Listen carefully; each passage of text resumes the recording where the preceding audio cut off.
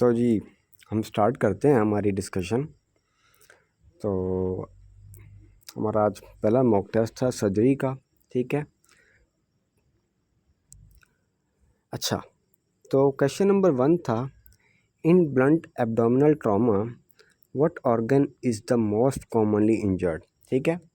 अब इस पिक्चर में देखिए, ये पिक्चर आपको शो कराएगी कि कौन जब एब्डोमिनल इंजरी होती है, ठीक है, तो कौन कौन से कॉमन इंजरीज़ हो सकती हैं, ठीक है।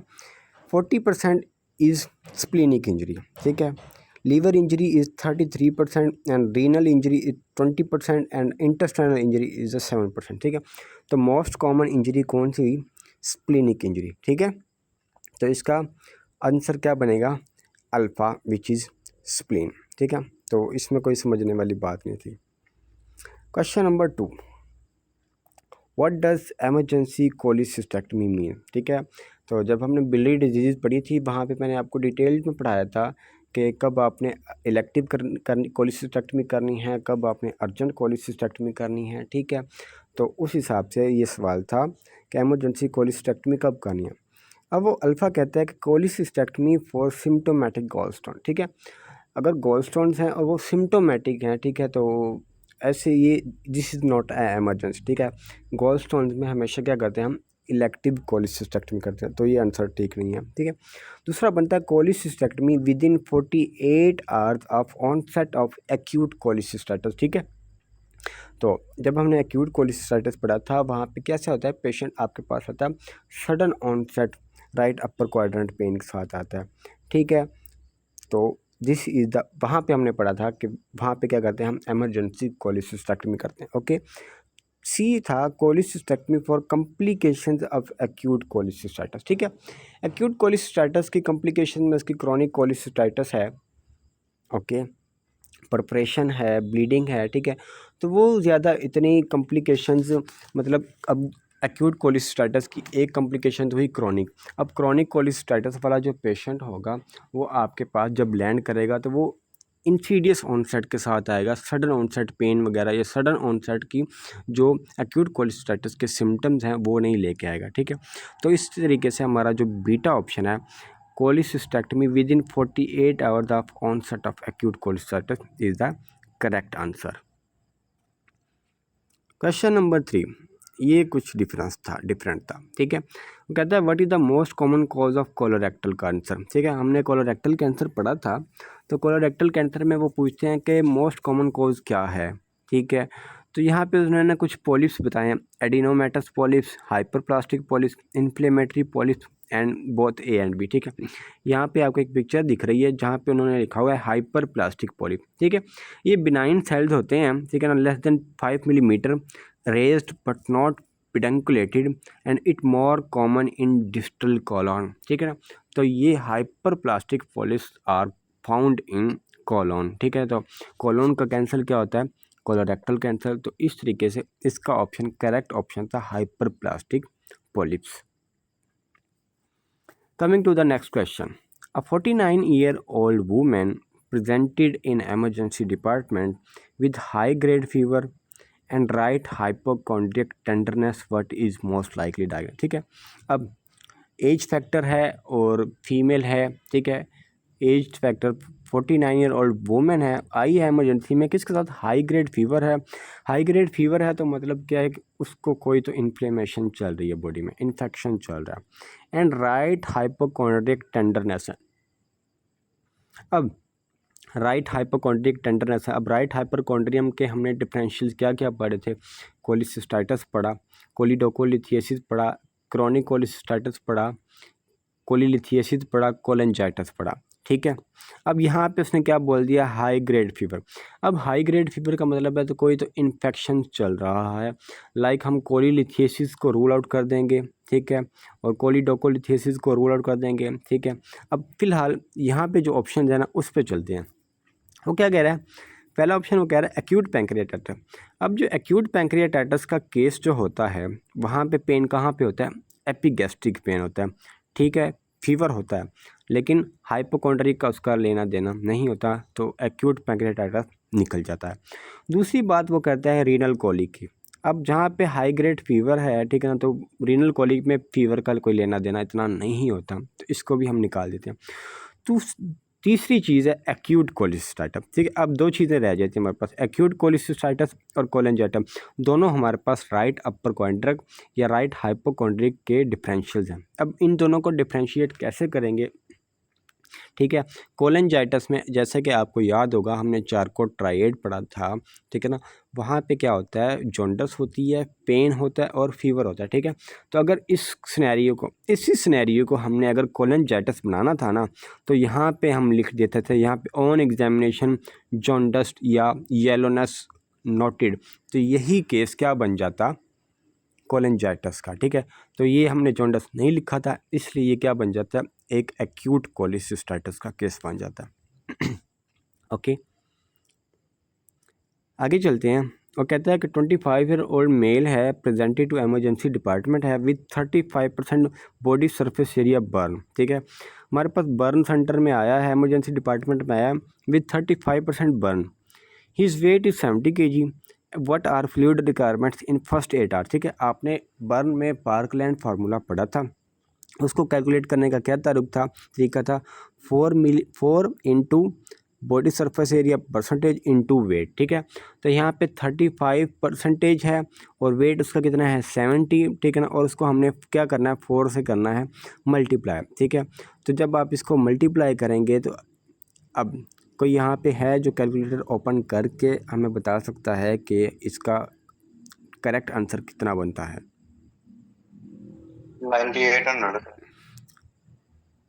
9800, ठीक है, कितना बन जाता है वो 9800 बन जाता है। अब वो फिर वो कहता है what are fluid requirements in first 8 hour, ठीक है।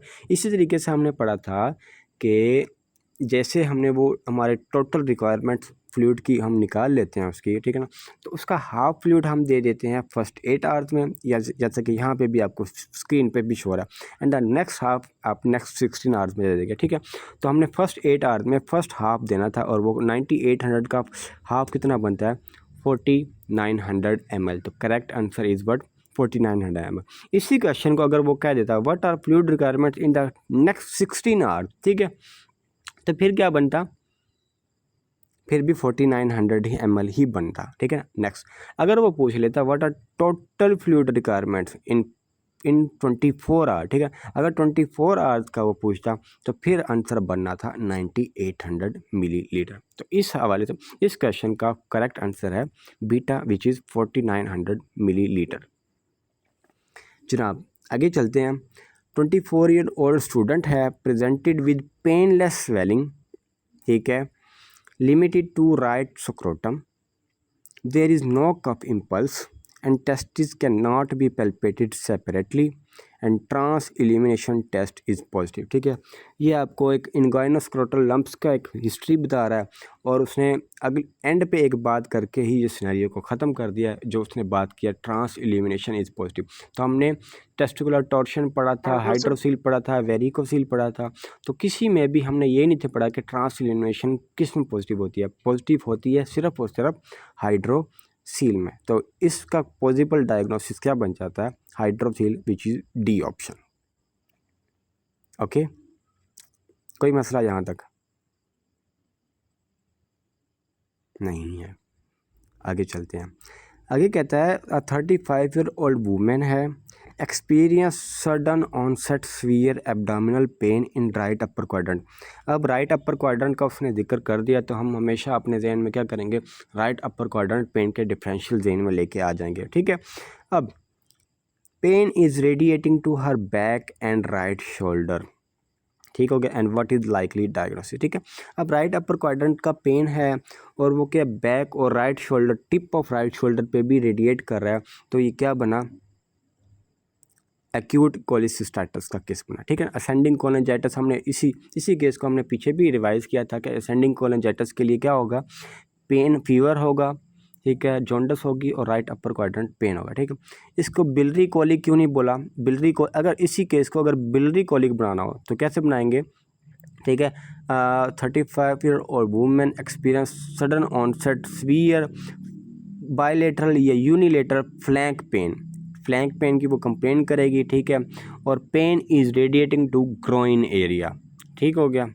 तो इसी तरीके से ये फिर क्या बन जाता है, बिलरी कोलिक, सॉरी बिलरी कोलिक तो कोलेंजाइटिस हो गया ना, मैं रीनल स्टोन पे चला गया, ठीक है। तो इसी केस को अगर हमें रीनल स्टोन बनाना था तो ऐसे बनेगा। अगर बिलरी कोलिक का होता तो फिर वो कैसे होता, सडन एब्डोमेन, सडन पेन नहीं होगा, सडन पेन भी हो सकता है, इंसीडियस पेन भी हो सकता है, ठीक है ना, लेकिन उसका जो पेन है वो राइट शोल्डर पे नहीं जाता, जिसको हम क्या बोलते हैं, रेफर्ड पेन बोलते हैं, और वो सिर्फ और सिर्फ किस में होता है, एक्यूट कोलिसिस्टाइटिस या क्रॉनिक कोलिसिस्टाइटिस में।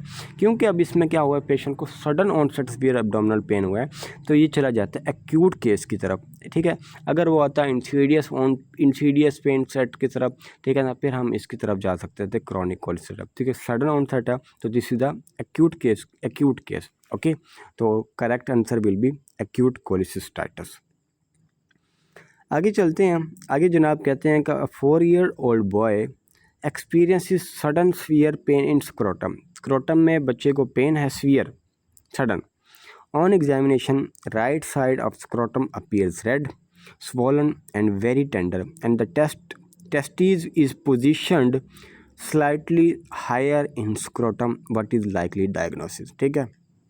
अब ऑप्शन में देखते हैं, पहले हम ऑप्शंस को निकालते हैं कि क्या क्या नहीं बन सकता।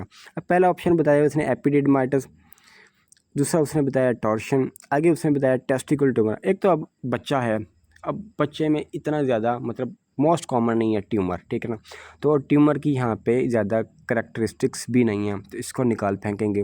दूसरी बात है हाइड्रोसिल। अब हाइड्रोसिल की अगर वो बात करेगा तो साथ में, ठीक है, ट्रांसलेमिनेशन की बात वो लाजमी करेगा, तो इसको भी निकाल देते हैं। आज जाके हमारे पास दो ऑप्शंस बच जाते हैं, एक है एपिडिडमाइटिस और एक है टॉर्शन। अब इन दोनों को एक दफ़ा डिफ्रेंशिएट कर लीजिए, ठीक है ना। इस पिक्चर में देखिए कि जो टेस्टिकुलर टॉर्शन वाला बच्चा होता है ना, वो उसकी 14 ईयर्स या न्यूनेट्स होता है, ठीक हो गया, एक एज फैक्टर याद रखें। दूसरा एपिडिडमाइटिस वाला पेशेंट होता है 25 ईयर्स वाला, ठीक है। अब यहाँ पे बच्चे की एज कितनी है, 4 साल, तो एक नंबर हम टेस्टिकुलर टॉर्शन को दे देते हैं। आगे वो कहता है pain is sudden onset and torsion में, और एपिडिडमाइटिस में पेन होता है ग्रेजुअल ऑनसेट। तो ये यहाँ केस में भी पेन कैसा था, सडन ऑनसेट, ठीक है ना। तो दूसरा नंबर भी हम टॉर्शन को दे देते हैं। आगे वो कहता है time to presentation less than 6 hours में प्रेजेंट करेगा, मोर देन 24 आवर्स में, ठीक है ना, क्योंकि एक एक्यूट केस है, तो कैसे हुआ, सडन ऑनसेट में या मतलब विद इन 6 आवर या 5 आवर 10 आवर उसी वक्त ही आएगा, ठीक है। ओके हो गया, पीक्स इन आवर्स वगैरह वगैरह, ठीक है। तो मेन जो चीज़ थी इसका पेन का ऑनसेट, ठीक है ना। तो एपिडिडमाइटिस का जो पेन ऑनसेट होता है पेन का वो ग्रेजुअल होता है, और टॉर्शन का क्या होता है, सडन ऑनसेट। तो इस तरीके से हमारा ये क्वेश्चन बन जाएगा टॉर्शन का, ठीक है। इन दोनों को एक और तरीके से भी हम याद रखते हैं कि जब भी स्क्रोटम के एग्जामिनेशन में जब स्क्रोटम को लाए, ठीक है ना, पुल अप उठाते हैं, तो टॉर्शन वाला पेन बढ़ जाता है और एपिडिडमाइटिस वाला पेन कम हो जाता है, रिलीफ हो जाता है, ठीक है। एक ये डिफरेंस भी है इनको। So question number 9, 36-year-old male present with severe central abdominal pain. जनाब सेंट्रल एब्डोमिनल पेन की बात कर रहा है, तो सेंट्रल एब्डोमिनल पेन में आप क्या आ जाती है, आपकी अम्बिलिकस आ जाती है, ठीक है। तो अम्बिलिकल के जो डिफरेंशियल्स हैं आपने उनको जहन में लाना है, एंड रेडिएटिंग टू बैक, ठीक है। तो यहाँ पे आपकी चीज़ आते ही क्या आपने पढ़ा कि एपिगैस्ट्रियम या अम्बिलिकस सेंट्रल एब्डोमिनल पेन है, उसका पेन कहाँ जा रहा है, बैक पे जा रहा है, पेशेंट को वॉमिटिंग भी हो रही है, and there is no passage of stool और फ्लेटस फॉर 12 आवर, ठीक है। तो on examination his abdomen is slightly distended and tenderness and guarding, serum amylase and lipase levels are raise, ठीक है। तो ये बात करके वो कहानी ख़त्म कर देता है। तो ये केस है एक्यूट पैंक्रियाटाइटिस का, ठीक है। एक तो एपिगैस्ट्रिक पेन होता है और रेडिएट्स टू बैक करता है, ठीक है, और साथ ही में पेशेंट को वहाँ पे टेंडरनेस भी होगी, गार्डनिंग भी होगी, और सीरम अमाइलेज और लाइपेज लेवल भी रेज्ड होंगे। तो ये टिपिकल क्वेश्चन किसका है, एक एक्यूट पैंक्रियाटाइटिस का। कोलिसिस्टाइटिस का क्यों नहीं है, कोलिसिस्टाइटिस में पेन कहाँ पे होता है, राइट अपर क्वाड्रेंट में। एक्यूट इंटेस्टाइनल ऑब्स्ट्रक्शन, जी अगर ठीक है। अगर यहाँ पे वो बात ना करता सीरम अमाइलेज या लाइपेज लेवल की, तो ऊपर वाला पोर्शन हमारा जो था, पेशेंट को एब्डोमिनल पेन भी था, ठीक है ना, लेकिन वो इंटेस्टाइनल ऑब्स्ट्रक्शन वाला पेन रेडिएट नहीं हो, बैक पे रेडिएट नहीं होता, ठीक है ना, टुवर्ड, ठीक है ना, जनरलाइज्ड एब्डोमिनल, जहाँ पे मतलब जहाँ पे ऑब्स्ट्रक्शन होती है वहाँ से लेके फिर जनरलाइज्ड एब्डोमिनल रेडिएट कर जाता है, ठीक है। और वोमिटिंग भी होती है पेशेंट को, ठीक है ना, और कॉन्स्टिपेशन भी होती है, ठीक है, पे एब्डोमेन डिस्टेंडेड भी होता है, ठीक है, टेंडरनेस भी होती है, गार्डनिंग भी होती है, ठीक है। तो इसी तरीके से ये केस एक्यूट इंटेस्टाइनल ऑब्स्ट्रक्शन का भी बन सकता था, या एक तो पेन रेडिएट ना हो रहा होता और अमाइलेज लाइपेज लेवल इंक्रीजेस ना होते। ठीक हो गया, आगे चलते हैं। अगला क्वेश्चन है, अ 36 year old mail presents with severe central abdominal pen. फिर बात कर देता है, फिर वो बात करता है सेंट्रल एब्डोमिनल पेन है, वोमिटिंग है, नो पैसेज ऑफ स्टूल है और फ्लैटस है फॉर 12 आवर, ठीक है। On examination his abdomen is slightly distended and with exaggerated bowel sign, ठीक है। तो ये आपका साइन लेके चला जाता है एक्यूट इंटेस्टाइनल ऑब्स्ट्रक्शन की तरफ, जो हम पहले ही डिस्कस करके आ गए, ठीक है ना। तो आपके एक्यूट इंटेस्टाइनल ऑब्स्ट्रक्शन में बाउल साउंड्स क्या हो जाते हैं, एग्जेजरेट हो जाते हैं, ठीक है ना। तो ये टिपिकल केस किसका बन जाता है, एक्यूट इंटेस्टाइनल ऑब्स्ट्रक्शन का।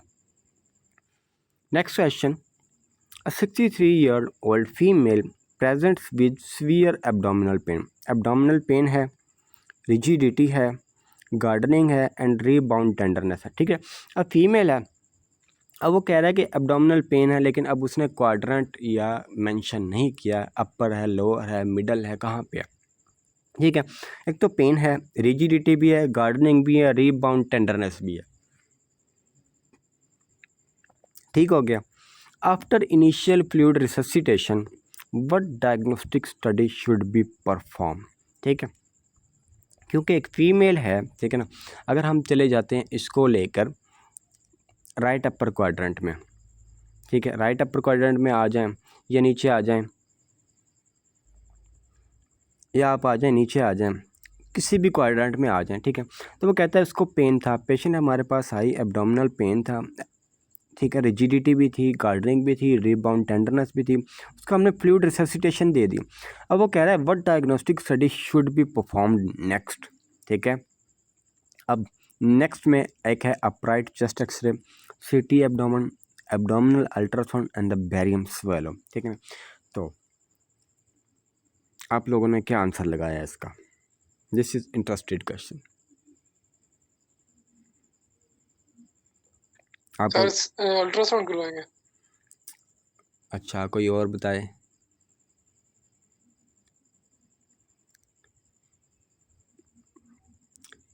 B, the correct answer is the CT abdomen, ठीक है। अच्छा, क्योंकि इसका सिटी एब्डोमेन हमने इसलिए बनाया है, अच्छा मैं आपकी अपनी राय बताता हूँ। अगर आप दो लोगों ने बी ऑप्शन बताया, आपने बी ऑप्शन क्यों चूज़ किया ये बताइएगा।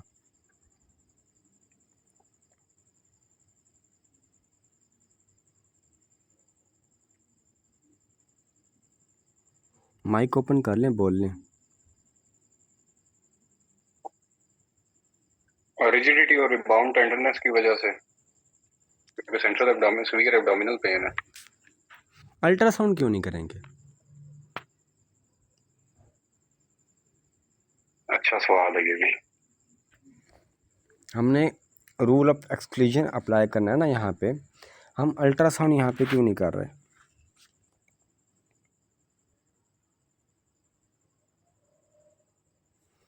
और जवाद आपने अल्ट्रासाउंड चूज़ किया, अल्ट्रासाउंड क्यों चूज़ किया। सर उसने पूछा diagnostic study should be performed, which diagnostic study.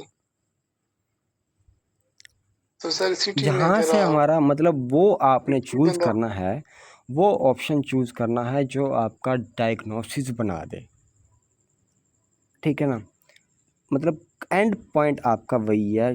अब देखें ना, एमसीक्यू करने की यही चीज़ है कि वो कभी आपसे पूछ लेते हैं। अब यहाँ पे जैसे उसने पूछा ना, डायग्नोस्टिक स्टडी पूछा, डायग्नोस्टिक स्टडी का मतलब ये है कि वो काम करना है जिस पे आपका वहाँ पे डायग्नोसिस बन जाए, उसके बाद किसी दूसरी चीज़ पे आपको जाना ना पड़े।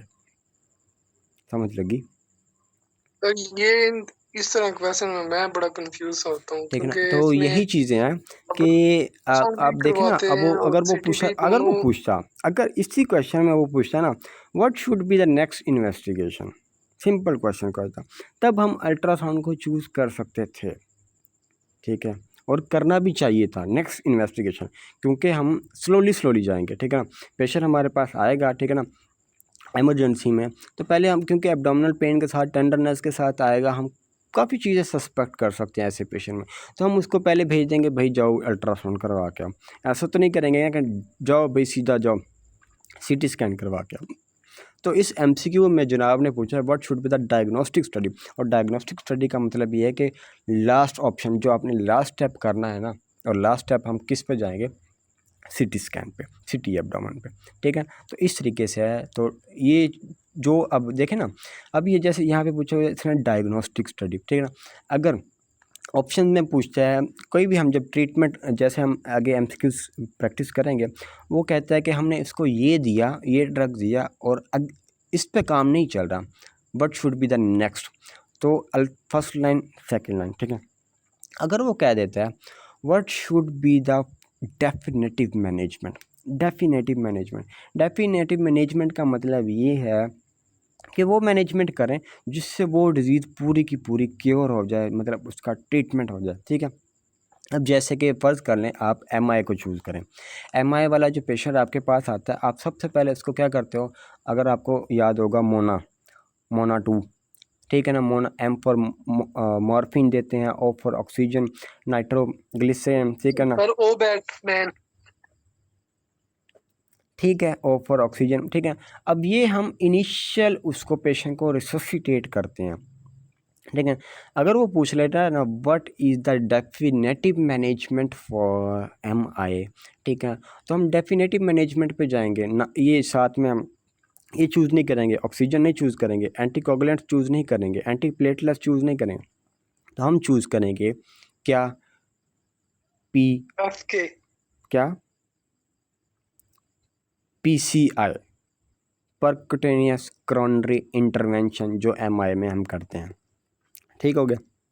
तो इस तरीके से एमसीक्यूज़ को समझना होता है कि यही जो आखिरी, अच्छा एक एमसीक्यूज़ का ना आपको एक तरीका बता देता हूँ मैं, एमसीक्यू जब भी आप किया करो ना, तरीका क्या अपनाया करो, तरीका ये अपनाया करो एमसीक्यू सॉल्व करने का कि आप ना एमसीक्यू ओपन किया, फर्स्ट पे जो आपने पढ़ना है ना, यहाँ पे क्या लिखा हुआ है, 63 ईयर और फीमेल, ठीक है, और 40, अगला काम आपका ये है कि नेक्स्ट लास्ट लाइन पे आ जाएं, लास्ट सेंटेंस पे आ जाएं, लास्ट टेंस पे वो आखिर में पूछना क्या चाह रहा है। अब वो यहाँ पे पूछ रहा है what diagnostic study should be perform. अब इसका फ़ायदा ये होगा, अब इसका फ़ायदा, अब देखें, एक 4 से 5 लाइनों का क्या होता है, केस होता है, आप क्या करते हो, दो, फ़र्ज़ कर लो 50 सेकंड लगा के उस आराम से पढ़ के उस केस तक आते हो, ठीक है, और फिर आप क्या करते हो कि एंड पे देखते हो what should the next management, what should be the next management, what should be the definitive management, what should be the investigation of choice, ठीक है।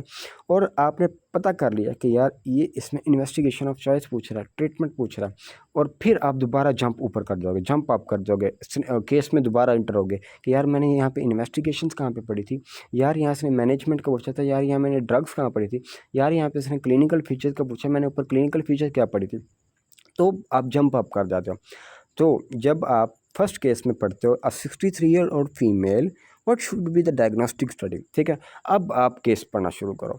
अब जब आप केस पढ़ रहे होगे ना, तो आपके जहन में ये सवाल रोल कर रहा होगा कि यार मैंने फोकस करना है to the diagnostic study, to treatment पे मैंने फोकस नहीं करना, ठीक है।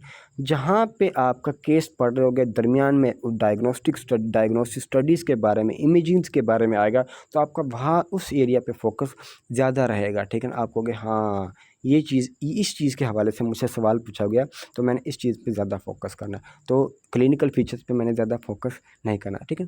तो ये चीज़ होती है ज़्यादा से ज़्यादा एमसीक्यूज़ पिक करने की, ताकि आपको ना इस तरीके से एमसीक्यू आपको जल्दी पिक हो जाता है, ठीक है। एक ये होता है, ज़्यादा होता है टाइम सेविंग, ठीक है।